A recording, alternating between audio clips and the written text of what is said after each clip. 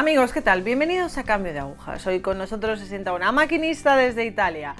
Sara, ¿qué tal? ¿Cómo estamos? Bienvenida. Gracias.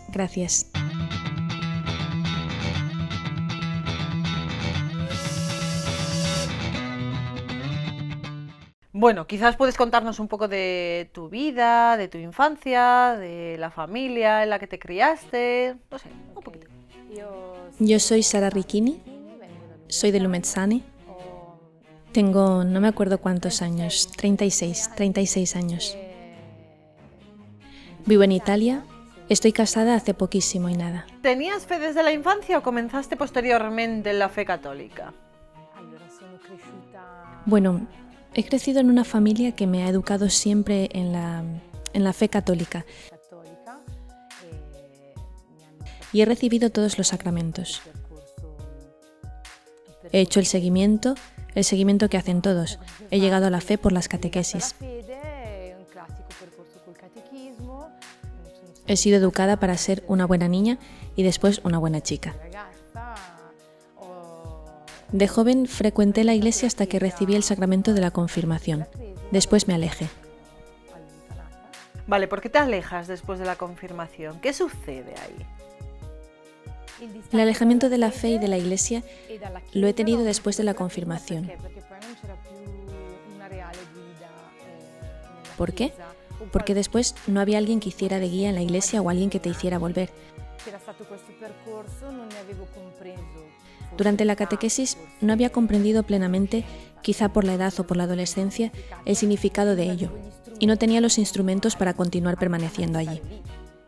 Hacía preguntas, a lo mejor hacía preguntas y no recibía respuesta. Entonces me dije que me parecía justo que ser creyente de la fe, pero el motivo efectivo y real del por qué no se decía. En el momento en el que terminó la obligación de ir a la iglesia, porque terminaba el curso de catequesis, creo que hice un campamento más con la parroquia, pero después me alejaba. Vale, después de este alejamiento, ¿qué haces? O sea, ¿qué te dedicas? ¿Cómo llenas tu vida? ¿Qué es lo que te llama a ti la atención? ¿Cómo sigue tu vida ahí? Mi tiempo lo llené como un adolescente con cosas buenas y cosas menos buenas.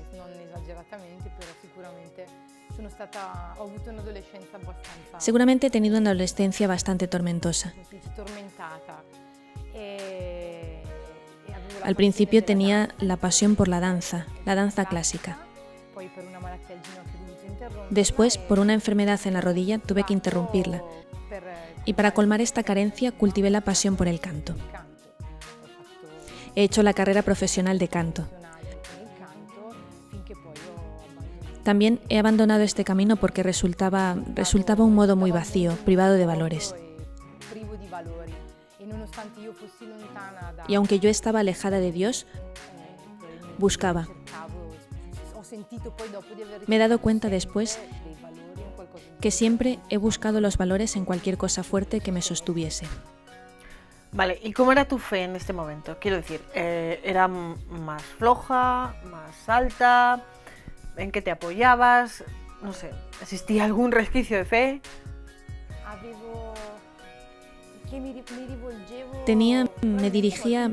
Seguramente alguna vez me dirigía a Dios, no con fe, si se puede decir fe, sino que tenía la costumbre de llamar a Dios cuando lo necesitaba. Yo pensaba que creía en cualquier cosa, pero no creía en la iglesia en realidad. De eso me he dado cuenta después, cuando he encontrado la verdadera fe, que era yo diciéndome cosas. Era todo una excusa para pensar que tenía a Dios en mi vida, que era negar la iglesia, porque luego la sociedad te hace pensar que la iglesia está hecha de hombres que erran, como todos, y que se equivoca. Por eso, este era el motivo por el que yo no debía creer en Dios. En realidad, he descubierto que no es así. ¿Y cuándo he descubierto que tenía fe? Porque he descubierto que Dios existe verdaderamente y que Él llena mi vida. Cuando lo he descubierto, me he dado cuenta que Dios siempre había estado, solo que no me había dado cuenta. Si yo he podido sobrevivir a pesar de ciertas experiencias, ciertas cosas muy negativas de mi vida, es solo porque Dios ha estado siempre conmigo. Y de hecho, me ha dado muchas señales de esto. Después he dicho, qué paciencia ha tenido conmigo, porque ciertamente me podía haber dejado mucho antes. Yo que no soy nadie. He recibido la gracia de verlo a menudo, muy a menudo. Vale, vamos a volver un poquito atrás y vamos a volver en el momento en que dices que has dejado el canto. ¿Por qué has dejado el canto? ¿Qué es lo que te ha llevado a abandonarlo? O abandonar ese mundo. Cuando decidí dejar la música, lo hice porque me exigían vender mi cuerpo y no mi voz y mi arte.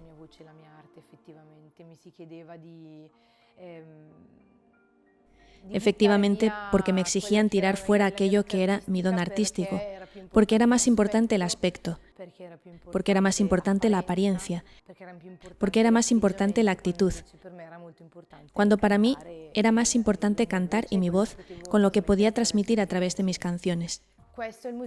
Este es el motivo por el que lo dejé. Es un mundo que te da mucho, me ha dado mucho, tantas experiencias. He conocido personas a nivel humano maravillosas y otras, muchas verdaderamente vacías. Es un mundo dorado, lleno de droga, alcohol, perdición en todas las formas, y tantas veces te dicen que no es así, pero realmente es así. Después de la experiencia de Ecuador, decidí volver a una parte de mi vida y volví de nuevo a cantar. En este caso decidí hacerlo, pero a mi modo. Lo hice por un tiempo, pero luego no volví a hacerlo. Es algo que pensaba que podía hacer, pero al final no. Vale, has mencionado tu experiencia de Ecuador. ¿Nos puedes contar un poquito más de esta experiencia? ¿En qué consistió? ¿Por qué te ha llenado tanto? ¿Qué ha significado en ti para cambiar un poco de vida? Cuando decido ir a Ecuador era un periodo negro, oscuro total. Había tenido el enésimo fracaso en mi vida. Se trataba de un fracaso sentimental y me encontraba totalmente perdida. No encontraba una verdadera razón para seguir adelante con lo que hacía. Hacía voluntariado con los discapacitados, trabajaba siempre con niños.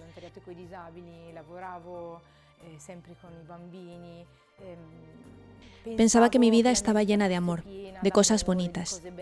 No es que no lo fuera. Tenía una maravillosa familia cercana, siempre tenía amistades que me sostenían. Pero había una cosa que me faltaba.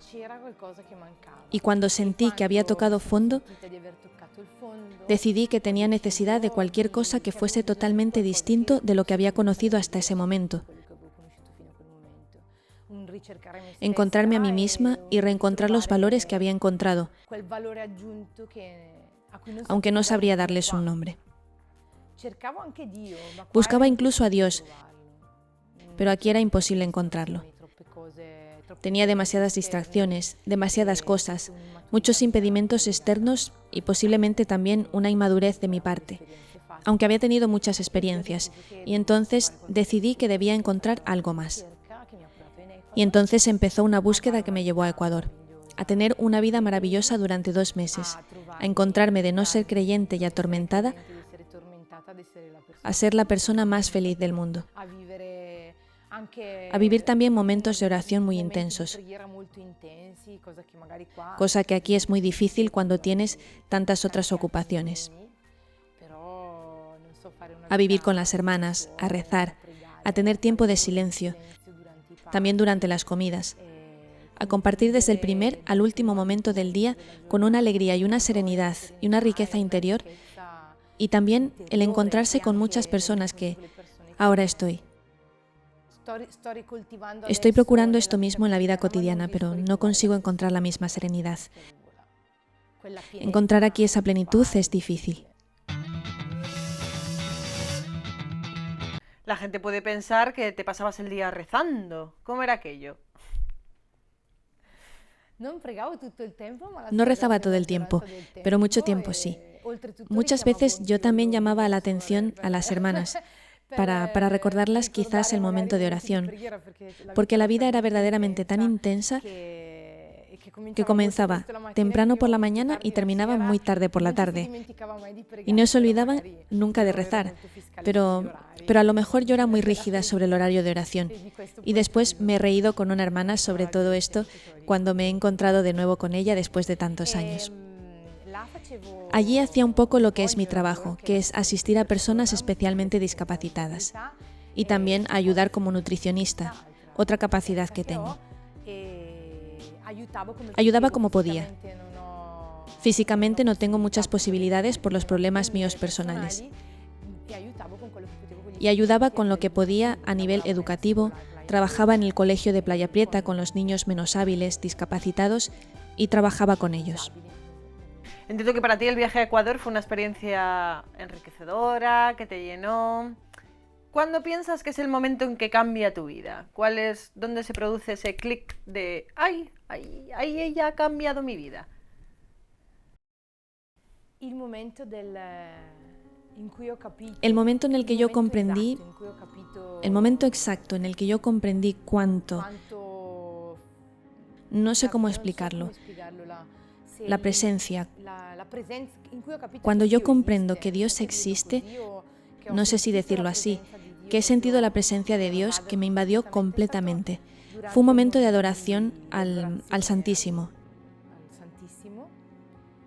En Chone, otra comunidad de Ecuador. En el momento de la adoración realmente he visto físicamente cómo aparecían los brazos que me abrazaban. No sé de qué otra manera explicarlo. No tuve una visión, sino tuve la sensación, justo en aquel momento, de ver los brazos que me abrazaban. Me eché a llorar y después sentí un cambio total. Justo sentí un cambio total. Un cambio madurado en 3 semanas, obviamente desde el primer día que llegué allí hasta el momento en el que ha sido más evidente. He madurado poco a poco en este recorrido. El saber que tenía necesidad de la presencia de Dios. Y lo descubrí ante todo en las personas que encontraba, en la realidad que estaba viviendo. Buscaba encontrar la fuerza para ir adelante, porque la vida en Ecuador no era fácil. No era un camino de rosas. Se oían a veces disparos por la noche porque hacían fiesta, o también sentía miedo en otras situaciones, de otras situaciones que hay en Ecuador que no son muy felices. Entonces buscaba la fuerza en la oración. Y he aprendido de las hermanas a rezar, a dar valor a la oración, a valorar el acercarse a Dios. También a través del silencio a escucharle, a sentirle, a hablarle y poco a poco, después de ese momento me encontré completamente cercana a Él. Y he descubierto que tengo necesidad de continuar cercana a Él, que tengo necesidad de rezar con Él. No sé, ha sido un descubrimiento, ha sido como un mazazo. Para mí ha sido un boom, un poco como cuando dejé de fumar. Me desperté una mañana y dejé de fumar. Me desperté una mañana y Dios estaba, aunque luego me di cuenta que siempre había estado. Vale, la confesión para ti fue como un lavatorio, ¿cómo fue esa experiencia para ti? ¿Qué supuso? ¿Cuánto duró inclusive? ¿Cuánto...?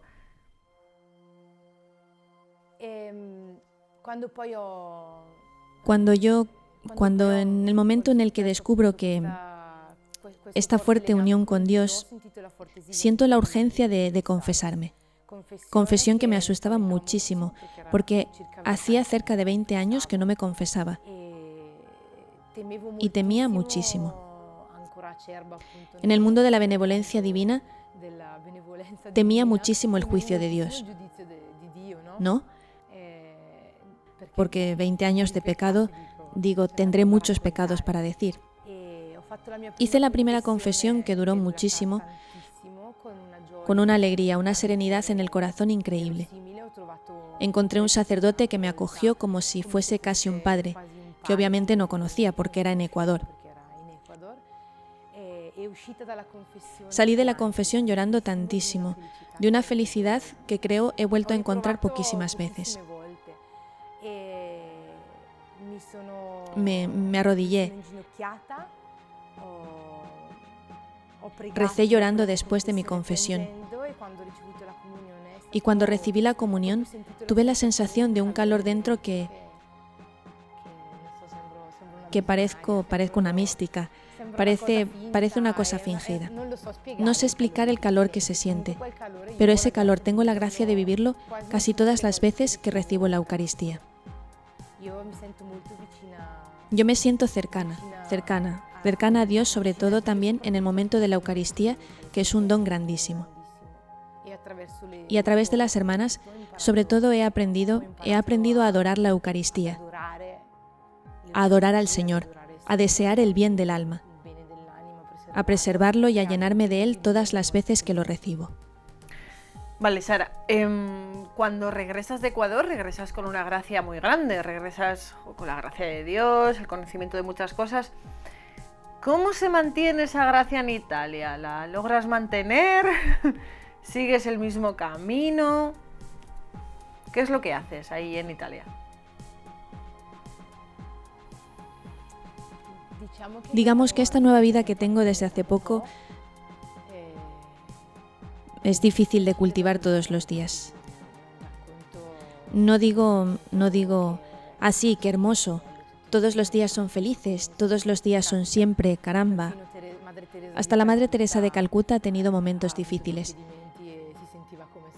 Se sentía como perdida porque no sentía la presencia de Dios en su vida. No me siento nunca sin la presencia de Dios en mi vida. Siento que a veces es difícil quizás llevar a Dios en la propia vida todos los días en el mejor modo. Busco el mejor modo que he encontrado para tenerlo dentro de mí es llevarlo conmigo y mientras tanto compartirlo con los otros y pensar en él en las cosas cotidianas. Cuando volví de Ecuador estaba invadida por esta pasión, un poco como si fuese el primer amor. Ese amor loco que quieres llenarte de él en cada momento.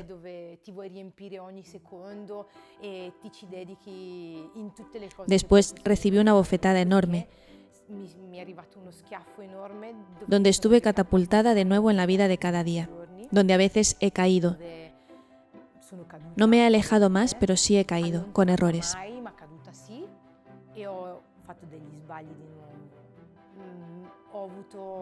Ciertamente he tenido la educación de la experiencia de Ecuador, la educación a rezar. Yo lo llamo así. Un modo de rezar sabiendo el valor que tiene. Después salir tranquilamente a volver. Y todos los días intento actuar como Dios quiere.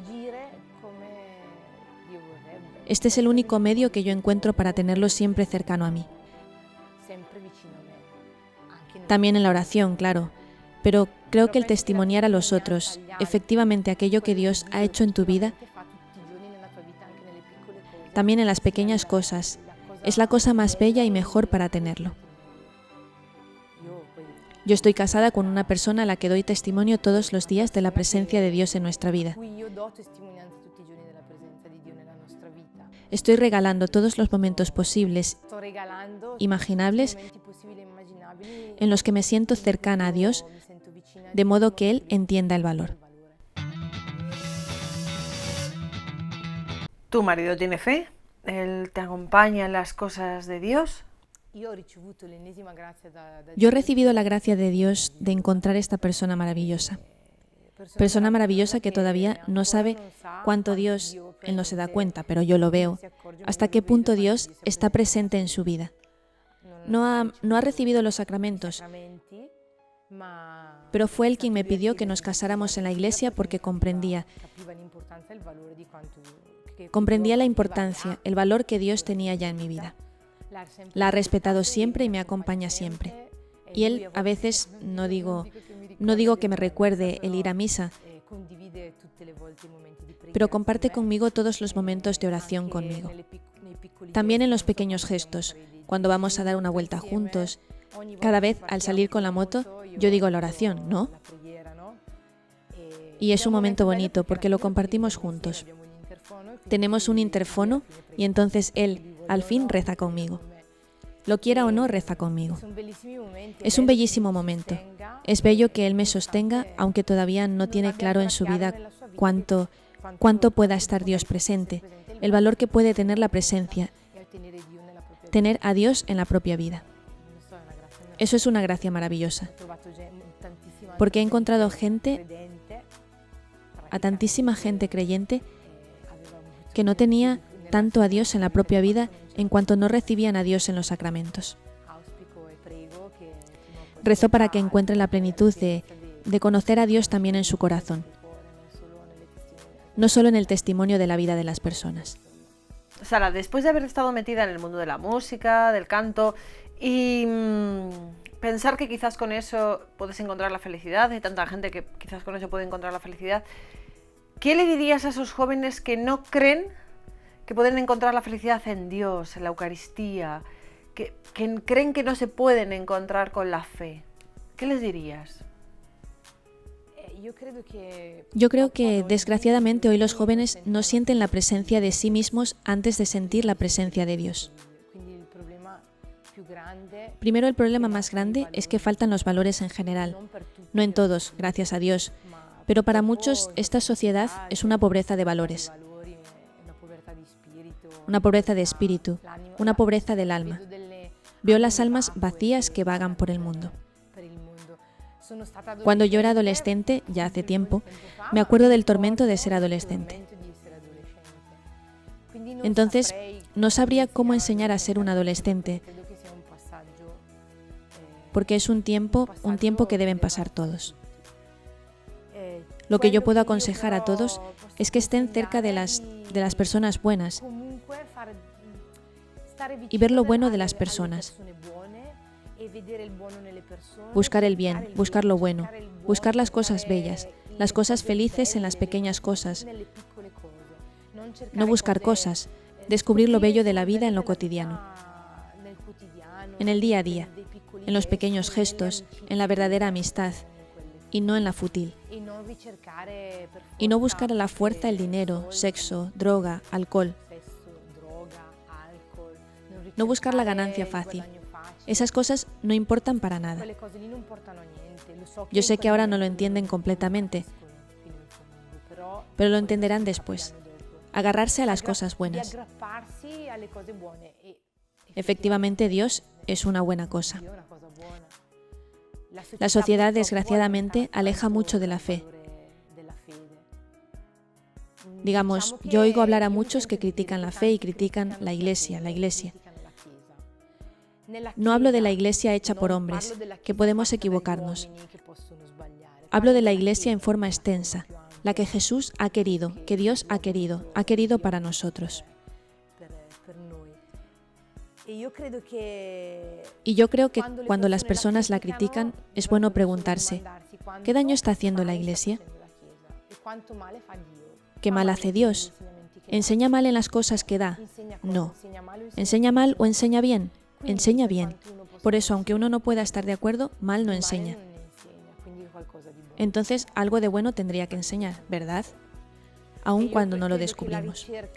Y yo creo que la búsqueda de los jóvenes es buscar siempre el bien. Después lo descubrirán, quizás muy rápido, pero buscar el bien, buscar lo bello, buscar la plenitud y no encontrarse con menos y no hacer como quieren los otros, porque eso no te lleva a ninguna parte.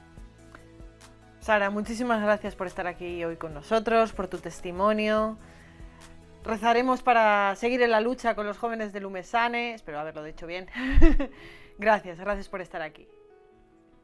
Esperamos que no sea solo en Lumesane. Soy una pequeña alma, hago lo que puedo. Gracias a ti, Cristina. Claro que sí, Sara, gracias.